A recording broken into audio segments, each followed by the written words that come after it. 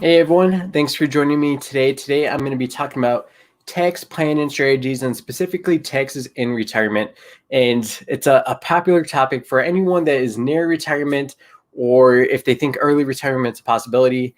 Every now and then I'll be working with clients who are helping their parents kind of navigate their retirement planning, income, their taxes, their social security, and all that fun stuff. So we're going to tackle a lot of that in this workshop today.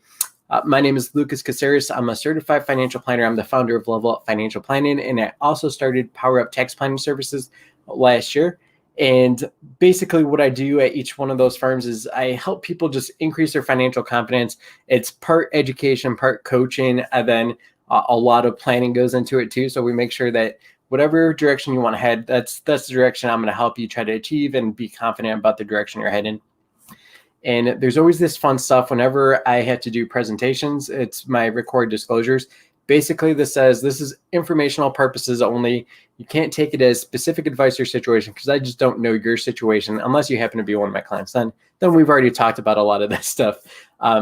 So if you do end up finding something that is of interest to you and you want to dig deeper, definitely use the comment section. Comment, let me know what your questions are. But then also you can always do additional research on your own as well. So that's always something that's going to be required whenever you need to dig a little bit deeper is, yep, now I know what the general concern is, but now I want to go deeper and you can start to do those things on your own. So this is a popular quote and it's from Benjamin Franklin. And it's because taxes are just a staple of everyday life. There's no way around it.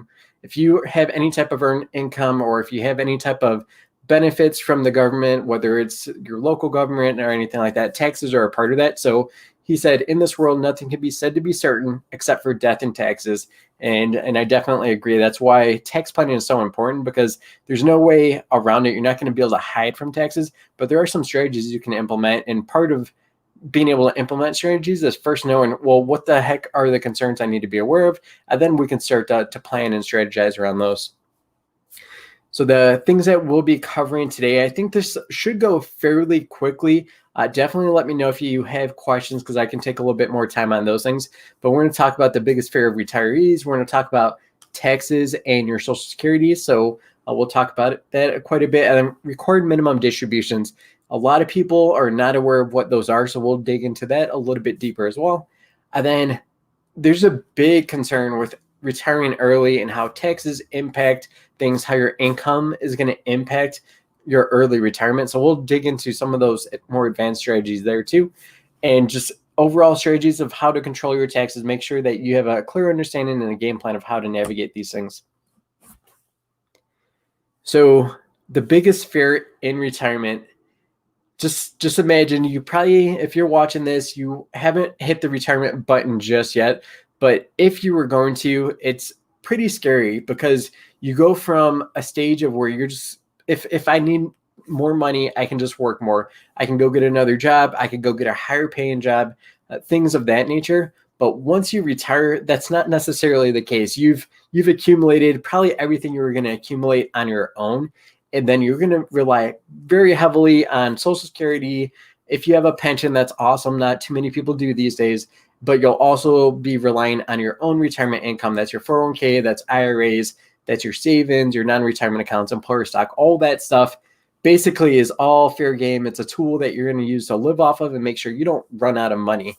And that is the biggest fear in retirement. So running out of money. And I think it makes a lot of sense once you kind of get to that point. A lot of people don't realize that early on that, hey, my quality of life later on might be stressed out if I'm not doing all the proper things I should be doing right now to make sure I'm in a good spot. And it's one thing if you're a single individual and you're like, oh, if I run out of money, I'll figure it out, I'll adjust. But if you have a significant other, or if there's someone else in your family that's really dependent on you, your income, and your resources, running out of money, if you were to pass away and they're the ones kind of left holding the bag and really in a tough situation financially, that's just like another double layer of scariness. And the biggest fear of people in retirement is, well, if I run out of money and I'm not able to live, but then also if there's other people dependent on that and you run out of money, that's not a good thing. That's definitely scary. So one thing that's super shocking to people, I think, when they go to turn on Social Security, like, oh, yep, I get to turn on my Social Security finally. I've waited till I was 62 or 65, 66, 70, however long you wait to turn it on. But then all of a sudden you realize that you have to pay taxes on some of that. And I have just kind of the different portions of your Social Security that may apply that you'll have to pay taxes on. And that's potentially none of it. So 0% of your Social Security could possibly fit in that window and it's not going to be taxed. That's not going to happen too often unless you just don't have any other retirement assets or resources. Where you'll probably end up finding yourself is in the up to 50% range or up to 85%. And that's not the tax on your Social Security. That's how much of your Social Security benefit is going to be taxable. And so specifically, we can kind of look at what the individual limits are, and I'll share with you the married filing joint limits too. But if you look at those, you see that the combined income, which is on the right side, fairly low numbers. So if you cross those thresholds and you start to include your Social Security as a form of income and it's going to be taxable, it starts to be a pretty significant amount in taxes. And so it's something to be aware of. If you're anywhere close to navigating these ranges, there could be some strategies I'll talk about at the end of the workshop to try to maneuver around this and try to save quite a few $1,000s of taxes potentially. So those were the individual limits. These are the joint ones. So joint, if you noticed, I'm jumping back to individual and I'm going to jump back to the joint one just to show you. Look at those combined income limits. What happens with most of the tax system is when you go from a single filer to a joint filer, most things double. That doesn't happen here with your taxes and your Social Security benefits. It only went up $10,000. And so that's definitely not double. That's something to be aware of. That it's just one of the goofy things with taxes and the IRS is sometimes they'll double things for joint filers versus single filers, but that's not always the case. And this is a clear indication. You really get penalized potentially for having a joint filing and then also having Social Security benefits there. And I mentioned that being that combined income on the right side. What combined income is, it's your adjusted gross income. So if you look on your tax return, you'll see an area that says adjusted gross income. You take that number plus any non-taxable interest. That doesn't really apply to too many people, but that would be if you have like state bonds, municipal bonds that you don't pay federal taxes on, that gets added back into your AGI plus half your Social Security benefit. So once you add those things up, that's what your combined income is. And that's what you kind of take to those ranges. And if you cross into them, you could be paying up to 50% or including up to 85% of your Social Security benefit in your taxes. And here's an example of just a person turns on their Social Security, it's $30,000 a year. So if 50% of that needed to be included in their taxes, that's $15,000. And if they're in the 22% bracket, that's $3,300 of additional taxes that if you didn't know your Social Security was going to get taxed and that happened, you might freak out a little bit. And moving further along that combined income threshold, if you end up paying, including the maximum 85% of your Social Security benefit in your taxable income, well, that's $25,500 that's going to be included in your income. And again, use that same example of about 22% tax bracket, you'd be paying $5,610. So pretty sizable. If there's a way to maneuver around that and save a few thousand, we'll talk about a couple of those strategies you might be able to implement and try to basically try to limit the huge impact that you're going to see on the Social Security taxes and the Social Security benefits being taxed there. So the next big thing that a lot of people just are not aware of, and there's actually been some big changes here just in the last couple of years, or just this year actually, for one of them, but there's required minimum distributions. And what those are is once you retire, the IRS looks at your retirement accounts, and it's going to be specifically like your 401k, your IRA, pensions, anything that has never been taxed before. As you're putting funds into these accounts, they're reducing your taxes, you're deferring taxes. And so once you reach a certain age, and it used to be 70.5, but this year they did change that to age 72. So what happens is the IRS and the federal government wants you to start paying taxes on those funds. You deferred it for so long, your whole working career. Now it's time for them to start collecting taxes on that. So even if you don't need the funds, or even if you don't need as much of the funds as they're going to require you to take out, you're going to have to start taking it out, have to start reporting it as income, and then paying taxes most importantly. And the first year is a little interesting because even though you may reach age 72, let's say next year. Let's say that's the case. You actually have until the next year in April to pull out your required minimum distributions. After that first year, though, you do have to do it by the end of December 31st of that year that you have that required minimum distribution. And so it's pretty interesting how they do the calculation.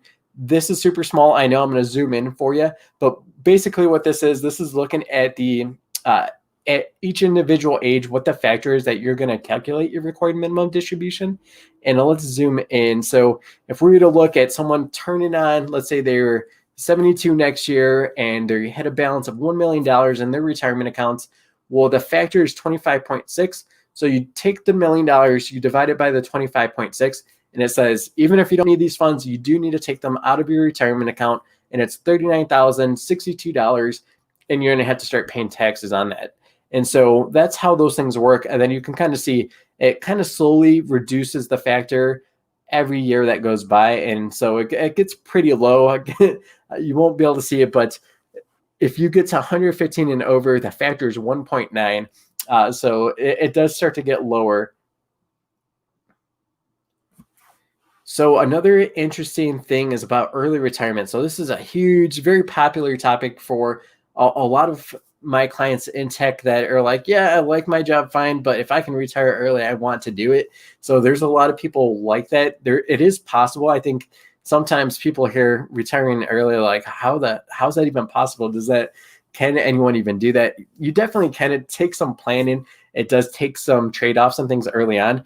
But the biggest issues I think people forget about and they don't realize, especially if they're not working with a planner, is there's some unique issues that come up if you're going to retire early.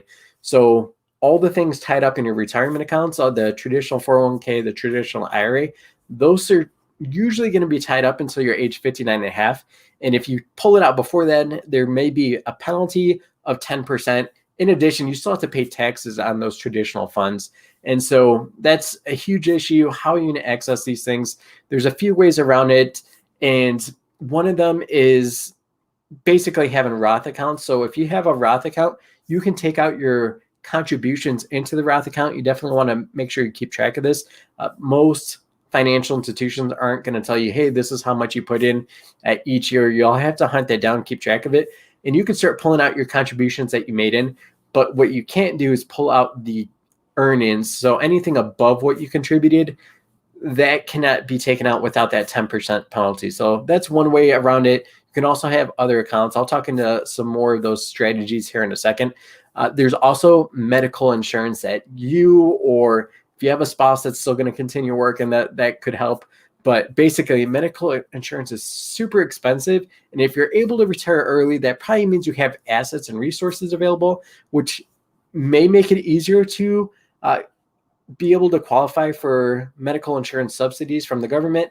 But it also may make it trickier too. If it's all traditional retirement accounts and you're taking out the funds to live off of and it's increasing your taxes, that could make your medical insurance probably as high as like $1,500, $2,000 if you're a married couple. And so it gets to be really expensive on a monthly basis just to keep medical insurance of a decent variety. And I say decent, that's being generous. Usually those are very high deductible plans. And so that's something you want to plan for. If you know early retirement is important to you, you want to think about these things and figure out a game plan of how are you going to have the funds and resources to ride this out and absorb that huge cost if you do have to pay the full amount of that medical insurance.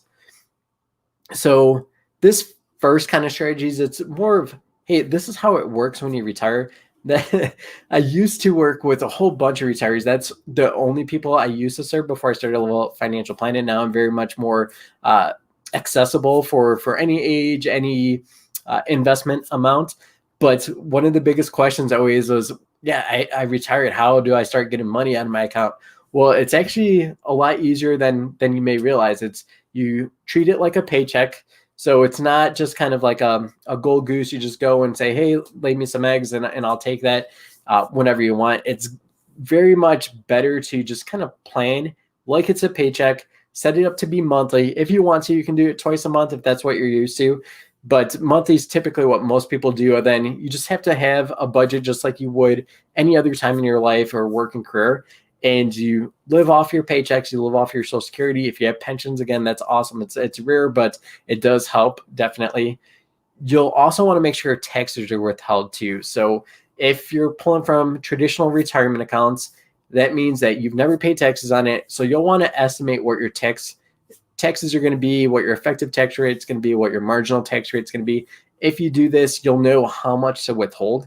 And that way you won't have to worry about, are you paying enough or are you underpaying? You'll know what that is. Make sure that's withheld monthly. And then watch your withdrawal rate. So that's the biggest thing. I mentioned the golden goose. What happens in that fable is the person who owns the goose, they keep taking the eggs. They get greedy and they say, hey, you're not making these eggs fast enough. Get over here. Let me see if there's just a whole bunch of gold inside you, because they're golden eggs. And basically he ends up killing the golden goose. That's what a lot of people do to retirement early on, is if you just, hey, that's a lot of money there in retirement, and you don't set it up monthly, or you set your monthly amount to be way too high of a percentage, you could really impact your funds in your retirement account and actually get to that point where you are unable to make your funds last throughout retirement. And I mentioned at the beginning of the workshop that that's the biggest fear, right? Running out of money. If your withdrawal rate is way too high at the beginning, you're really going to deplete your resource and your asset, and it's going to make it very hard to sustain the cost of living adjustment. So as inflation goes up every single year, typically your withdrawals will have to go up in order to keep giving you the same type of lifestyle. So you'll have to account for that. Just what you're taking out this year that you retire, it's not going to be the same 5 years from now or 10 years from now. It's most likely going to go up. So you need your investments to continue growing for you at a decent clip so you can keep withdrawing from it. And if you pull out too much early on, you're really going to impact the ability for your funds to last throughout retirement. And that's something to keep an eye on, because it changes every year. Your withdrawal rate, even if you keep your withdrawal amount the same, if your balance goes up or down, your withdrawal rate automatically changes because it's relative to what the balance is. Obviously, it's a good thing if your account balance goes up and you keep making the same kind of withdrawal that you were, if that's within a range and limit, that you're not going to run out of funds. But if the balance goes lower and you're still taking out the same withdrawal amount, and that's going to impact your ability to make your funds last throughout retirement, that's something you really want to watch out for. Make sure you keep an eye on it, because it could happen pretty quickly. You just go $50,000, $100,000 more than you need to in those first few years, and it could really impact all of your projections, basically. And so the biggest thing you can do is planning ahead. So hopefully you have a little bit of time on your side to implement some of these strategies. So if you have Roth accounts, I mentioned, if someone's going to retire early, they're super helpful for being able to access those contributions without penalty. Also, any of those funds that you pull out, it's not going to be included as taxable income. So that could help reduce your medical insurance costs, because there's insurance premiums if you stay below certain income limits. So that's where Roth accounts could help there. They'll also help just kind of smooth out the ride of retirement. So traditionally what happens is you retire, you get your monthly paycheck distribution to yourself. And what happens when all of a sudden you need a new car, or there's an emergency or something like that? Well, you have your savings account, but usually you'll say, well, I need to pull out, I need to withdraw more money than what I was taking monthly. If all of your funds are in a traditional IRA, that's going to spike your taxes potentially, might push you into another tax bracket, especially if you're going to purchase a car. Buy a $50,000 vehicle and you're going to pay for it in cash from your traditional retirement account. That's going to really potentially jack up your tax bracket and the taxes that you're going to end up paying towards that. So that's something you want to be aware of. Things like the Roth accounts will help keep your income tax bracket lower and manageable, allow you to strategize around some of those spikes in your spending or just unexpected costs that come up during retirement. Same thing with non-retirement accounts. There is capital gains to be concerned about with non-retirement accounts, but ultimately it's still going to be a lower tax than what you'd experience with if all you were focusing on or all you had as far as resources were traditional retirement accounts. That's always going to be 100% taxable income. But with your non-retirement account, all you have to worry about is the capital gains, basically. So you can use that to smooth out the ride as well as far as taxes go. If you happen to be in a lower tax bracket and it's not going to impact some of the other things like your insurance subsidies or your Social Security taxes, Roth conversions might be a great thing to do heading into retirement or even before retirement. That could be something that you can optimize your tax strategy by strategically moving those things over now and making sure that you never pay taxes on those funds that get converted over. There's also the ability to maximize Social Security. So if the stock market's doing decent and you don't need to turn on your Social Security early, there are benefits. Your Social Security benefits go up every single year that you delay it until you get to age 70. I've heard people waiting or even just commenting to me before we start working together where they're like, oh yeah, I'll wait till 72 or 75 to turn on Social Security to allow it to grow. Social Security does grow every single year, but it stops at 70. So there's no benefit. You're not going to get a refund if you miss it. So make sure you turn on your Social Security by 70 at the latest. But by waiting, it does definitely increase your Social Security benefit. And there's always the game that you have to play because you have your other assets that you can live off of. But let's say there's a huge economic depression, your stocks and your investment portfolio fall substantially. That may be a cause to turn on your Social Security early, not get the benefits there. And that allows your investment portfolio to heal a little bit. So it does take some planning and just kind of pros and cons basically to see, well, does it make sense to turn on Social Security or does it make sense to pull out of the retirement account? If the retirement account has been doing really healthy, I would pull from the retirement account with most of my clients. Then there's also other things like charitable giving that can help reduce your taxes. Obviously, it's not going to help make your funds last longer because you're going to be giving away your resources. But that is a huge ability to reduce your taxes. And maybe you do it enough to where you're able to still contribute and help the charities, the organizations that are important to you. But then maybe it does help you avoid the 85% of your Social Security being taxed that we talked about. It might help you avoid some of these higher tax brackets. It might help you receive some of those insurance subsidies that I mentioned. And so all those things are going to be super helpful. And kind of the last tip and reminder I want to give you is don't forget that taxes are not that bad. The first quite a few $1,000s. So this is married filing jointly example. It'll be about half for the single filers of what these numbers are. But basically, there's a whole chunk of money where you're paying 12% or less, and don't waste that opportunity. I mentioned this in the Should I Have a Roth workshop, where I've seen people make the mistake of just converting all of their traditional assets, spiking up to like the 35, 37% tax bracket, paying a whole bunch of taxes on these things, then not having any income to start filling up some of these lower tax brackets in retirement. And it's a huge wasted opportunity. You can do smaller Roth conversions and kind of start to fill up the 22% bracket or fill up the 12% bracket if you're not quite filling that up. So there's a lot of strategies you can implement and actually just have really decent tax rates. It's once you start getting to that 32% is where it gets to be a big spike. And we'll see there's an election coming up, right? It's a few days away now. I'm going to be doing a whole new workshop next Thursday. So same time as this week, next Thursday on, well, what does the election results mean? What potential tax changes might we see? And we'll dive into some of those things more specifically. But as the way things stand right now, there's a huge chunk of income you can make and not really pay a lot of taxes on it. So that's why it's important to strategize. It's important to have these strategies in your back pocket and understand, hey, if this happens, we can go here. If this happens, we can go this way. And we're going to save X amount in taxes by doing these things. It's because they're numbers, they are calculable. And so that's something that's I always have fun doing as far as estimating those things and the tax savings. So those are just a handful of ways we could reduce your taxes. Even though we're heading into November of the year, you can still reduce your taxes about 15 ways. We covered a handful of them already, but yeah, you can reduce your taxes. You can do things that offset taxes, make it tax neutral, can just move things around and make it more tax efficient. And you could pay more taxes now and avoid taxes in the future. That would be contributing to Roth conversion for that one more specifically. And yeah, there's just a lot of things within your control. And a lot of those planning mechanisms all kind of fall into these different categories. There's retirement contributions you can still make this year. There's health savings accounts. If you are qualified and eligible to make contributions there, that's a way to reduce taxes. There's employer stock that you can do probably more efficiently than what you're doing, quite honestly.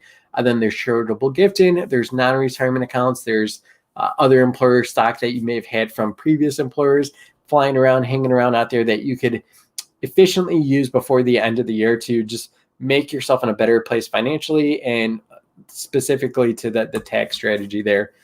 And there's one more workshop I mentioned already. So the election's impact on your taxes. We'll talk about that next week. We'll see who comes out.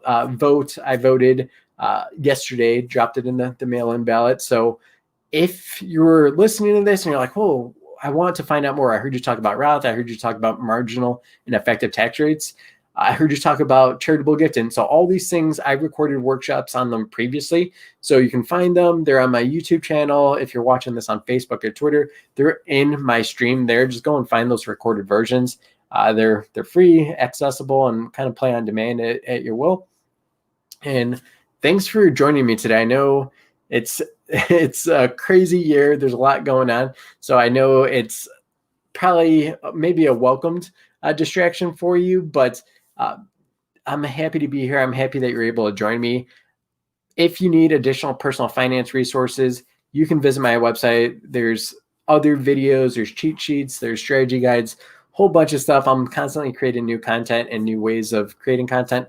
If you have anything you want me to specifically cover, definitely let me know in the comments. Shoot me an email. My email is there on the screen as well.